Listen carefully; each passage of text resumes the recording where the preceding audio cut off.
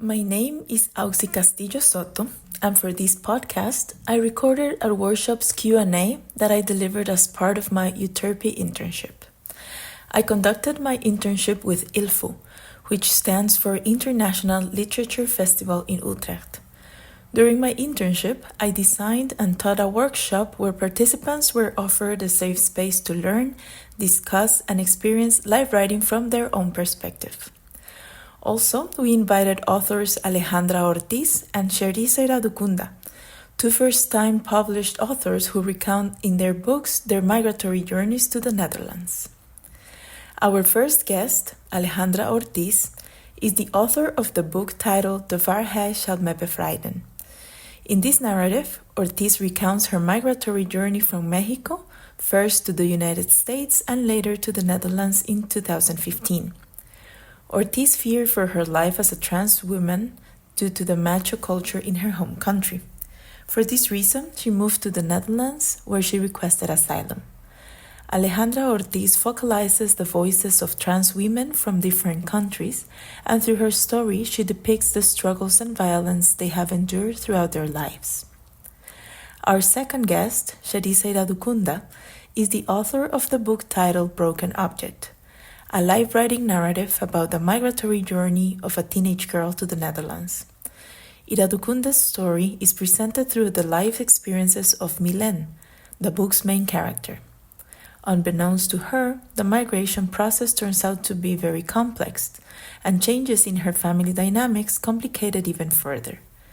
While Iradukunda's narrative presents complex and painful situations experienced by the protagonists, it also brings to the fore Black women's experiences and their survival within a patriarchal and colonial society.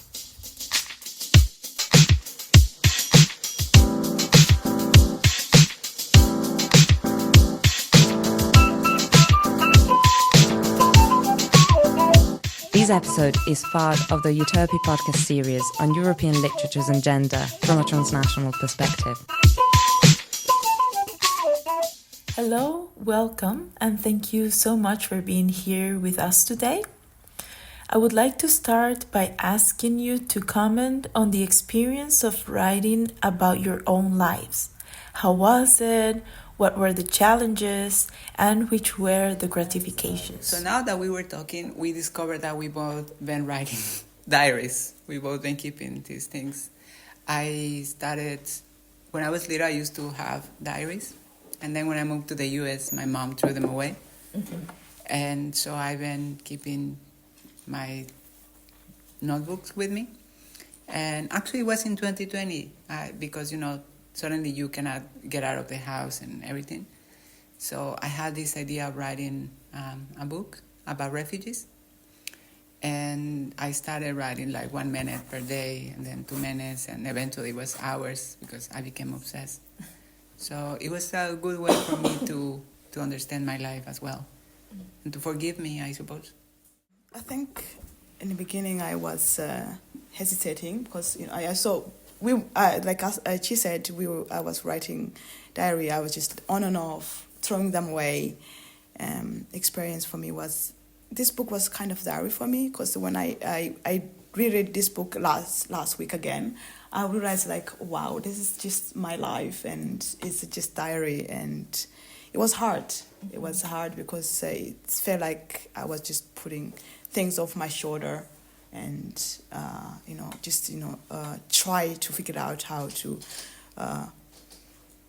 process my trauma in my life, and somehow ended up writing a book. Mm-hmm. Yeah, and it came out this way. Mm-hmm. So this is actually a bit of diary. Not everything is in it, but it was just a learning process. Mm-hmm. And also because it was locked down, so I had a lot of time on my hand, and I decided to do this. Yeah. Mm-hmm. So I hear also that it served you both to heal, right? Yes. It's like going back to those memories that might not be so nice, but it also confronts you with reality. It helps you heal, and how did you get to choose which ones you wanted to share and why?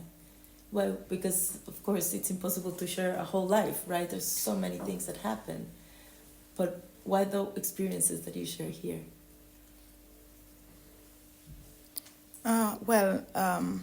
You mean in the book itself? Yes. Yeah. I think when I started writing it, I realized that it was the way of getting through the day. Because, for example, like I said, it was during lockdown. Lockdown, you had nothing to do. You had a lot of thinking. I had a lot of thinking to do. So I started writing things, and somehow I kind of just put in a way I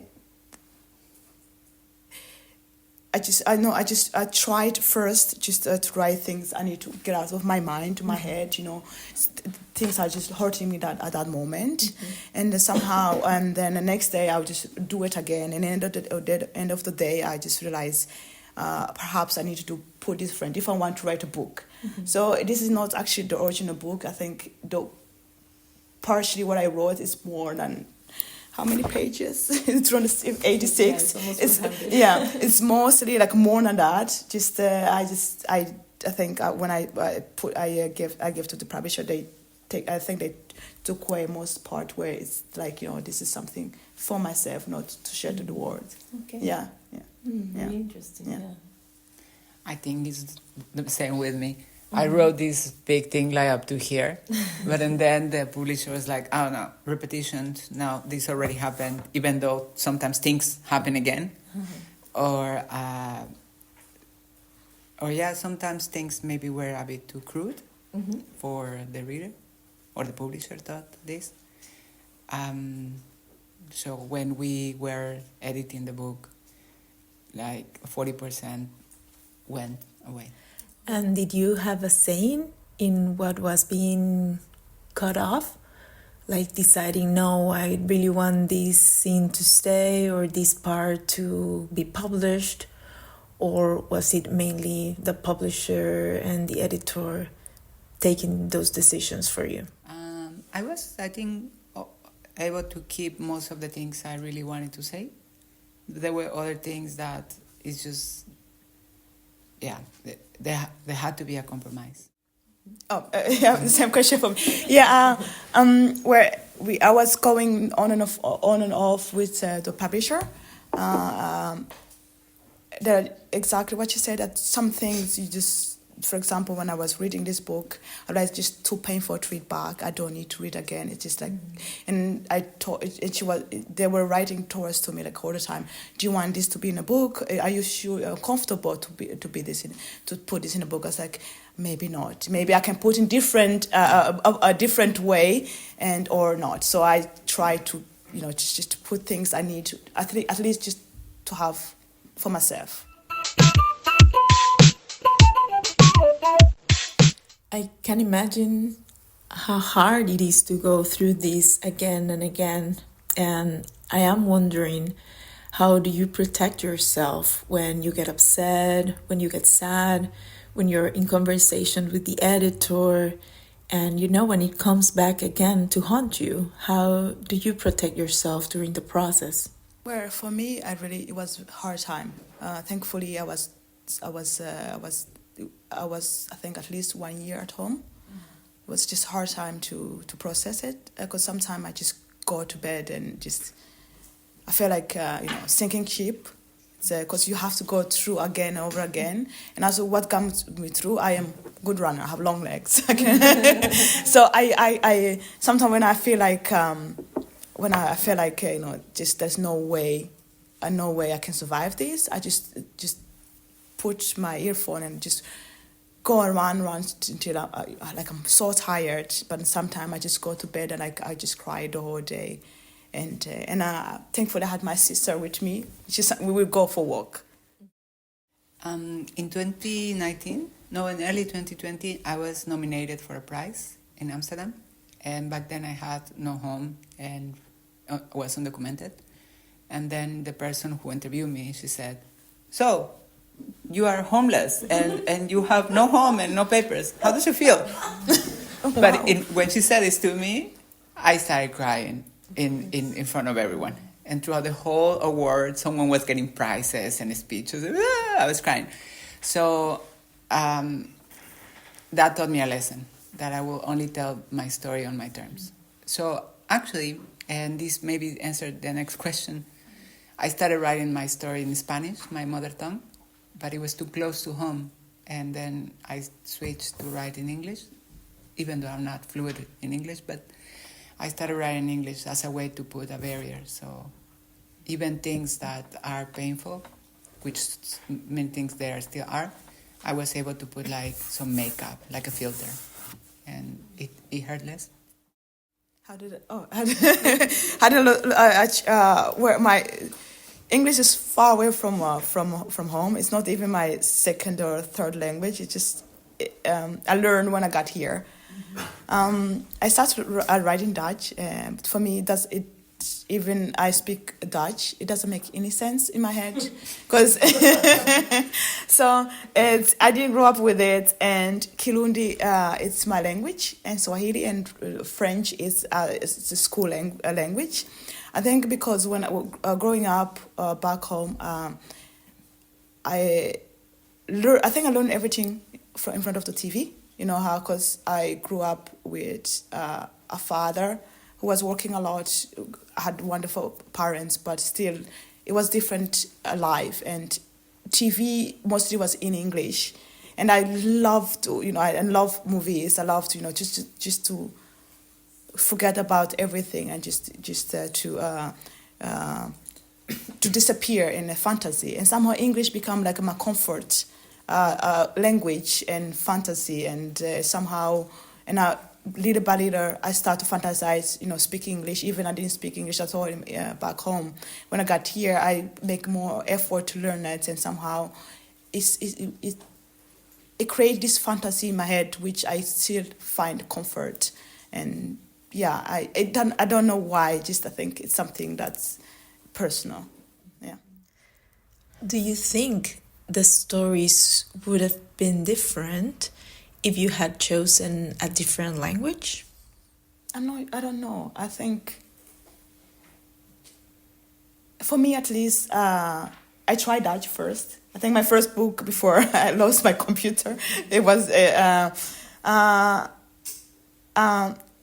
I'm not sure if it would be different. I think for me at least, I would have expressed the way I wrote this book. I don't think I would express this emotion more than if I have a written in English.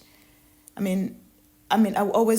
work in office where I have to do office email all the time. So somehow it feels like basic when I express in different language. But in English, it's like, I don't know, it's emotion. For me, it's emotional language. I'm not sure if it would be different.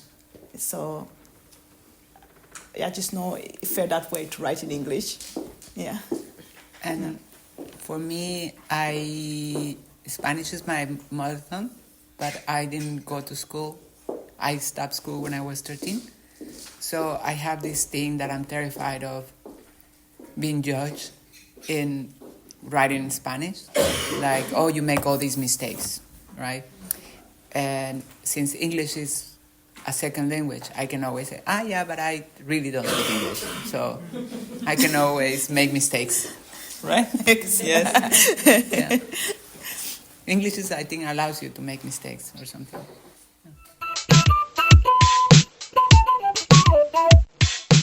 Thank you so much for both your answers. And yeah, indeed, language is very important in transnational literature. So it's interesting to see why you chose to write in English, publish in English, but also Alejandra, for example, to publish in Dutch.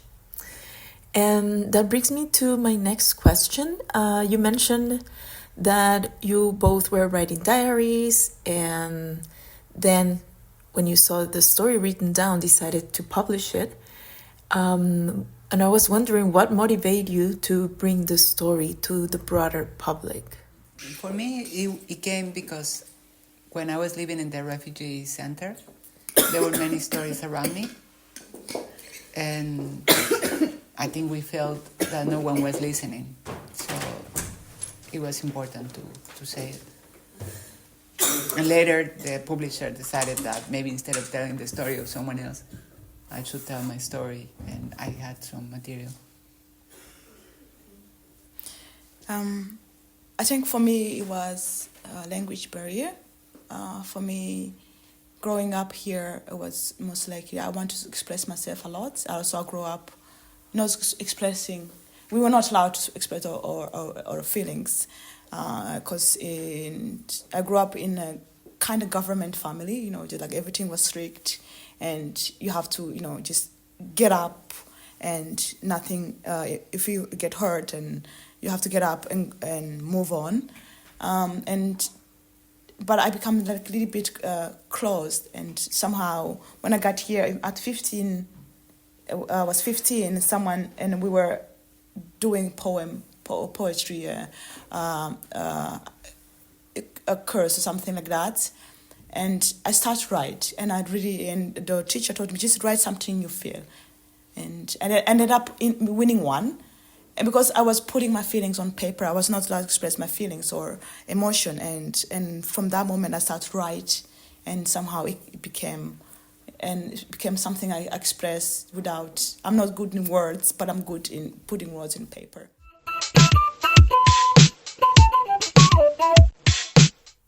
In writing your own life stories, you are, of course, also writing about other people. And I was wondering, how did you deal with them when maybe someone get recognized in your story, or even if they tell you they don't want to be written about in your stories? How do you deal with these situations? Well, I did ask a few people. Well, at least my ex. I asked him before I wrote this book. I interviewed him even. Just like, it's okay if I can write something. I'm not going to put your name in it. Just it's okay.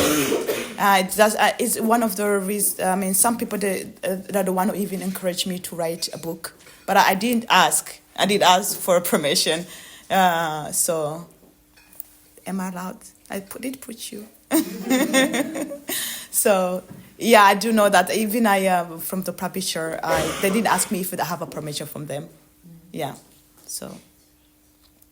And with me, I think the people who I mentioned in the book, some of them are people who's like lawyers, or maybe those are the ones I should change, right? But then I keep their real names, or people working for an organization, because I think they won't be affected by it.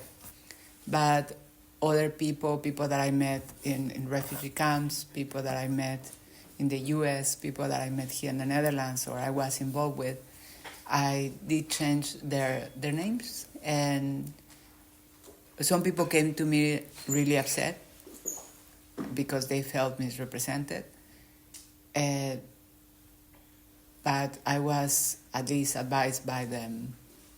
But they might be upset, but it still is what happened, or at least how I remember it. And I think they are now okay with it. I mean, my ex, speaking of exes, right? He said, "Oh, at least I'll be famous." So, yeah, terrible person, really. Yeah. But I also changed his name, so his name is not Daniel. Yeah, it is nice to hear that you kept true to yourself, and that, as you say, is the story as you remember it, as you wanted to tell it, and that's still imprinted in your book at the end of the day, right? And continuing with this topic, I was wondering, how did the people around you, your families, took the book? Did they read it? How did they feel not only about being written about in your book, but also about your personal story told from your very personal perspective? Well, differently, at least. Well, they were proud, but at the same time, I'm also a little bit nervous, because there are a lot of things they don't know about me, about the past and about what happened. I think.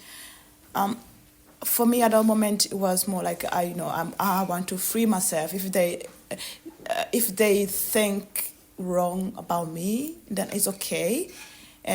So I had two different opinions. But it's this okay, from your culture, it's not okay to put things out there. That's actually personal.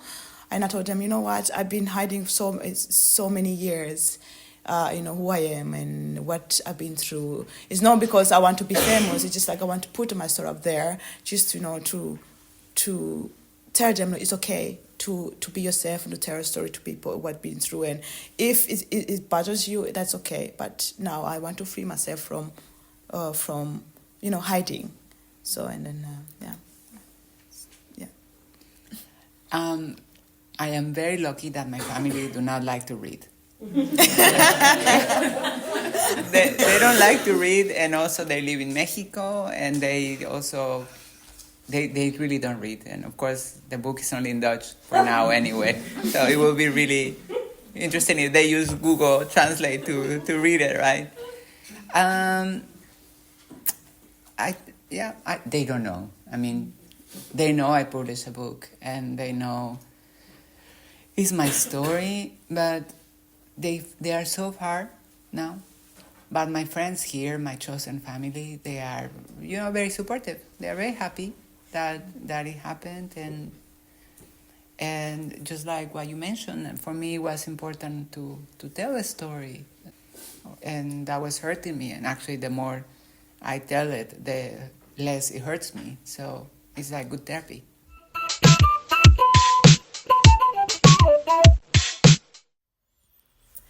I was wondering if, in the process of writing these books, if there were any other books that were an inspiration for you, either on how to tell the story, or maybe give you the confidence to think, oh, maybe someone else already shared their story, so my story also deserves to be told. Was there maybe in your process one or several books that felt that they were motivation for you to write and share your stories? It's not really relevant. People are always shocked when I said this person inspired me. Charles Bukowski. Unfortunately he passed away, but his books are very raw and also very honest. It's almost cruel. But somehow I can relate to him because everything he tells is honest. It's not high. It's like sometimes it's like, okay, why did you write this? And then I was like, you know what? If you can write it, you can write this way. I can also write not exactly like him because it's too much sometimes, but he really inspired me to be yourself, to write something. Just not to lose yourself from the fantasy, but more be yourself. I think for me, someone that inspired me was Gloria Andalzúa, Mexican-American writer, lesbian woman, very queer. So she inspired me because she writes in Spanish and English, and sometimes she mixes both. And I thought, so it is okay that I can also do this. And who else was I thinking? So I really like movies from the 60s and the 70s. And I like, one of my favorites is Dr. Zhivago. And I think you might relate to this also. When you go through certain situations, in order to make your life better, you dream a lot. So I always imagine like my life was like from Dr. Zhivago, and all these bad things were going to end soon, and I was going to be happy in the snow or something like that. The last one that I had is if you're working on something, and if you would like to share with us a little bit of what you're working on. Yes, we are. You're right? Yeah. I'm working on actually 2 books. I haven't decided if it's going to be a novel or thriller. I just finished actually this weekend my second book. It's totally different. It's totally different from this book. Somehow I use the same character though. I don't know why. I must love this character, but I just finished my second book, and I just started the third book, but I haven't published them yet. So I'll think about it. Yeah. And I'm writing a book now. It's fiction, so not related to my life, but it is about migrants and trans people and love and friendship and chosen family.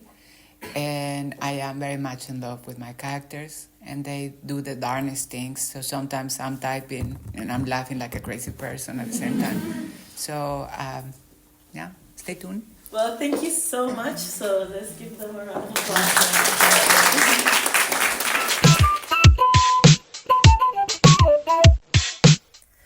I want to thank both Alejandra and Chérissa for this amazing conversation. It was really interesting to have a sneak peek into their writing process and the publication of their books. I also want to thank ILFU for hosting this workshop and all the people who participated actively in asking questions and writing and sharing their own life writing stories. I hope that you enjoyed this episode and remember to stay tuned for more episodes of our EUTERPE podcast library. Until next time.